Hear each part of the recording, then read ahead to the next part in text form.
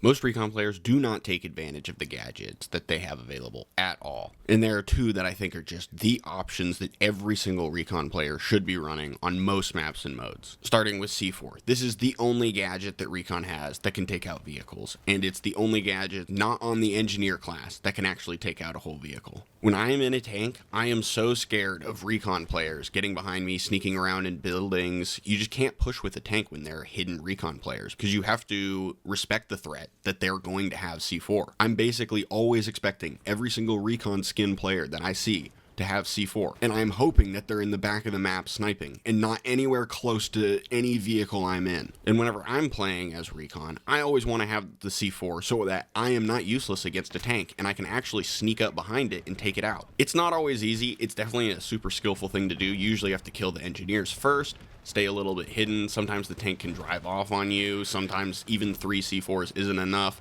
Sometimes you can place 2 C4s and then the last one doesn't work properly, or it misses the tank and they drive past it. There's a whole bunch of ways that the C4 ends up getting you killed, and the play style is definitely really aggressive and is not for sniping in the back of the map.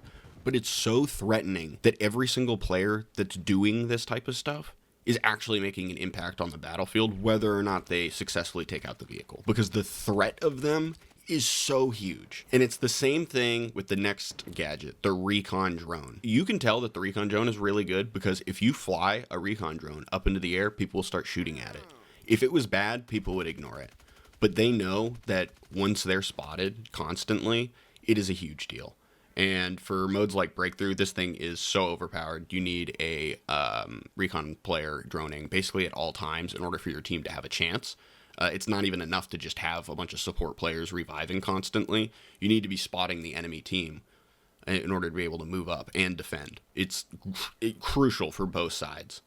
And the best way to take out a drone is to be droning yourself. The way that I kind of like to use the drone is just send it up as high as possible, up to the sky ceiling, and hopefully get out of the drone and be able to get back into it. You can kind of leave the drone stationary and it can spot, but it's like kind of finicky. The main reason why I wouldn't be droning is kind of late into the game, you unlock the UAV perk, and that can kind of end up being redundant with the drone, especially on some maps where there isn't a lot of outside, where it's not all outside and there's a lot of buildings. The drone and the UAV are not as effective.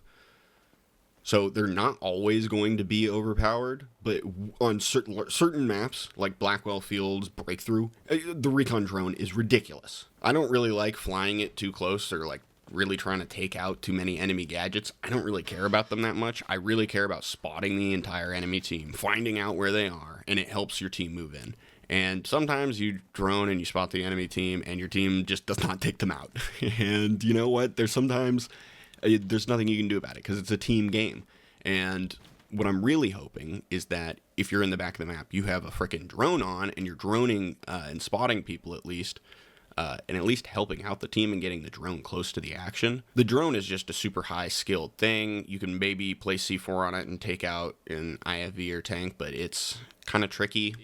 The battery, I generally will like to just get it high up in the sky and try and make the battery last as long as possible. I don't really want to be moving around. I'll move around if people start shooting at it, but I generally just want to get it super high up so people don't notice it and then be able to return to it. Even when I'm not running a sniper rifle on Recon for both of these gadgets, I'm still running both of them. I don't care what map it is. There's some modes where I wouldn't run the drone, but I'm basically always using the C4 in the Recon drone, because the upside with the vehicles and the clusters of enemies being able to spot them is so high that not having it for certain situations is detrimental. Like, there are just certain situations where it's like, oh, if I don't have C4, oh, I've already used my C4, oh, this is screwed. I'm in a terrible situation now, and I wouldn't be had I have C4. And the other gadgets, you're never in this situation of like, oh, I need this thing right now. Whereas the drone and the C4 are just so impactful. And there are just times where you're getting shot by a bunch of different places and you can't tell from where, and you just hide and need to recover your health. Droning out, it saves that life. It saves your team's position. It's such a big deal. People do not do the drone enough. People seem to be running these other useless gadgets that I'll talk about later. But I am so scared of my enemies having C4 and a drone. it is terrifying. There's nothing you can do against it. The only thing you can do is run C4 in a drone yourself. So I'm always doing it. On like an indoor map like Empire State, I still want the C4. It can be good for infantry. It's not great, but it can be useful, so I'm not taking it off. And even though the drone is definitely not great on a map like Empire State, or on Iberian Offensive where the sky ceiling is so low, I'm still running the drone. I'm still doing it because it's such a huge swing, and I don't want my opponents doing it. I don't want my opponents seeing where I am, realizing that they're in a bad spot, and then ducking down and droning out of it. It's so... It feels so bad to play against. There's nothing you can do, so you have to try and shoot this drone. And this thing's hard to hit. So those are the two that I am just scared of, and I hope that most of my enemies aren't running both of these, but realistically, they probably are. They're at least running one, and they know how to use them, and it's scary. Next one I'm going to talk about is the motion sensor. This thing is not good for sniping. It really is not good for camping. Just don't camp in general. Camping is just not that great or effective in this game. What the motion sensor is great for is for pushing and then putting it on an objective, putting it near enemies where there's clusters of them that are moving around, because it does need the motion of the enemies in order to set off, and the range isn't super big, so you need to get it on a specific spot that's actually good and kind of hide it. So when you're sniping, it's not that great. When you're pushing with an automatic weapon, it is incredible because you're actually able to push and place this thing in good spots. With the sniper, it's kind of hard to push, and using this thing defensively isn't as good as offensively. Defensively, you kind of need to like run up to your front line and then retreat back. And with a sniper, that's kind of hard, and I usually don't want to retreat back after. I kind of want to like put the motion sensor and then stay around it. But then you're just going to be on the front lines as a recon, which isn't always the best. Because the health regen as recon will come into play for that aggro recon style. So it's really good for getting onto an objective where there aren't too many enemies already, but there's a couple and you just need to find them. But honestly, I would just place the motion sensor, get into the drone, try and find them. The motion sensor's fine.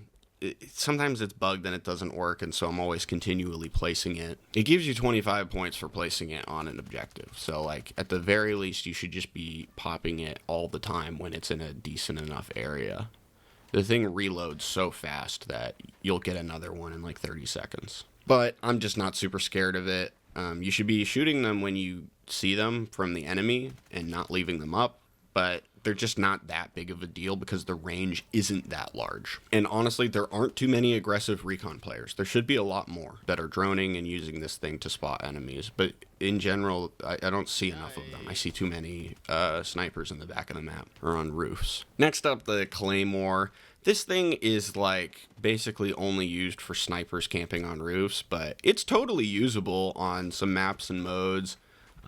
Definitely whenever the drone isn't great, you can take off the anti-personnel mine and just toss it around, and it'll give you a few extra kills per game. The problem with it is that the kills that you end up getting aren't going to be the most impactful.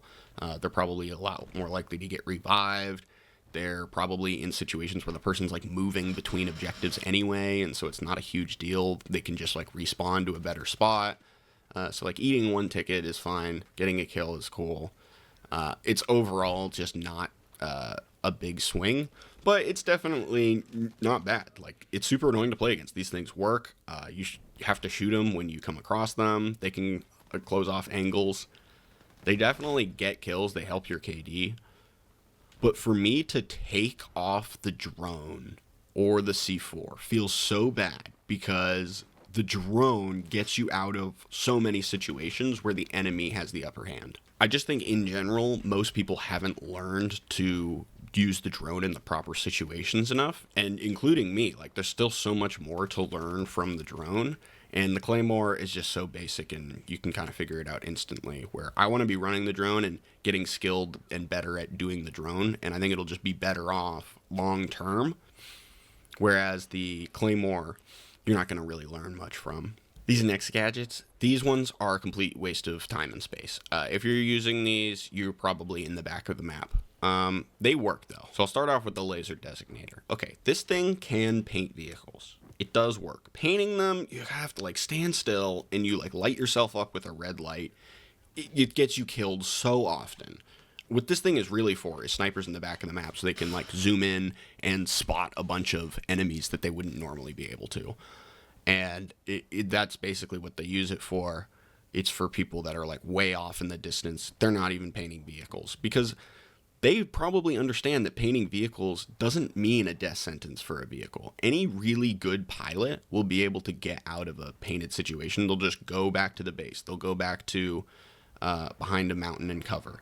They'll wait it out.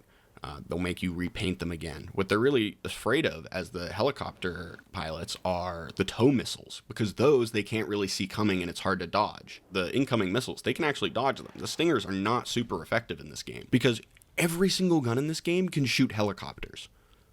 Every single one can deal damage to a helicopter. It's really hard for a helicopter to be the one that's destroying a game, and painting it is not going to help you. What you really need to be doing is getting those tow missile launchers on and trying to tow missile it. Painting tank vehicles, this is just not an effective way to take them out. There just aren't enough lock-on rockets for vehicles. People just aren't running enough of them because the RPGs you get 5 of right now. So the reasoning to run anything but an RPG is really tough in general. And expecting your team to paint vehicles so that you can lock on is just also not something that's happening. So people are not expecting vehicles to get painted, so they're not using lock-on launchers. Therefore, there aren't a lot of lock-on launchers. So when you paint a vehicle, then it doesn't get locked on with any launchers. So it's kind of a, catch-22. They're not going to, it's just not an effective way of taking stuff out. Sneaking up behind a vehicle with an RPG, sneaking up behind a vehicle with C4, those are extremely easy ways to take out a vehicle. The tank mines can be good at taking out really bad tank drivers, but the really good ones, they're going to be able to play around them. Painting a vehicle is just overall not effective enough. It doesn't last for a long enough time, and this thing gets you killed while using it. So overall, I'm never wanting to run it. I'm never wanting to paint vehicles. I'm never wanting to rely on my team painting vehicles. I always want to find some way to take out vehicles that doesn't involve them being painted, which is sneaking up behind them with an RPG and C4 or using a tow missile on air vehicles. Jets, I don't know if there's much you can do about. Jets are kind of crappy in this game anyway. A really good jet pilot's just going to live, but there's just so few really good jet pilots. Next up is the field dummy. This thing, it works. I get tricked by it, but I'm not going to remove C4 in the drone from my loadout. Simply, I am just happy. Whenever I get tricked by one of these dummies, sometimes I'll end up getting killed by it, but I'm like, oh wow, thank goodness the Recon players are setting up freaking dummies and are in the sky droning and spotting me constantly. I would much rather have them set up a bunch of dummies than be spotting me. So this thing is just like a waste of time and space. It works though. It's a waste of a space in your loadout. It's a waste of time to be placing these things. It's a waste of everyone's time in the game. These things work, but they're most effective for like people camping in the back of the map. And just don't be camping in the back of the map. If you're running the laser designator and field dummy and like trying to camp in the back, your team's probably going to lose. Usually when I see enemies that have the laser designator in the back of the map with a bunch of sniper decoys, I'm just going to ignore them because they're not going to push objectives and I'll push the objectives and win. So I'm just going to ignore every single player that's high up on a roof with a sniper rifle. Just keep moving. If you move in this game, the snipers really aren't going to be able to headshot you. It's so hard for them to hit headshots on moving targets. So if you just keep moving, move with your knife out, make unpredictable movements, the snipers aren't even going to be able to get you. In past Battlefield games, snipers haven't even been that good. And this is like the best game that they're in. And the Mini Scout is like almost usable as a DMR. That thing is straight up good. But what you don't want to be doing in this game is sitting in the back of the map. And these gadgets that are useful for sitting in the back of the map are not useful for your team winning. So while these gadgets do something, they are a waste of time and space for winning the game. The painting is not effective enough. The field dummy is not impactful enough, and you purposely have taken off C4 or the drone.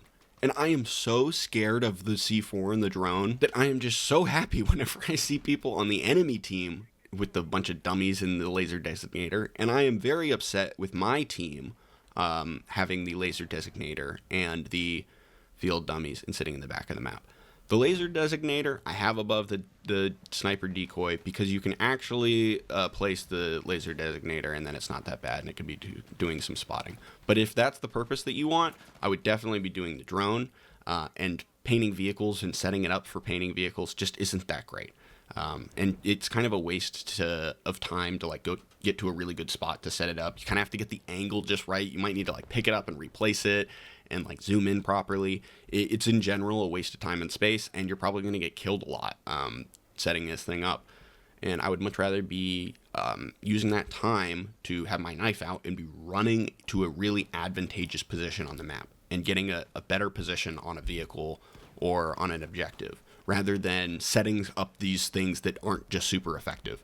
The Claymore, at least you can just place it and it doesn't need to be in the best spot, but you can kind of just place it and it's really quick.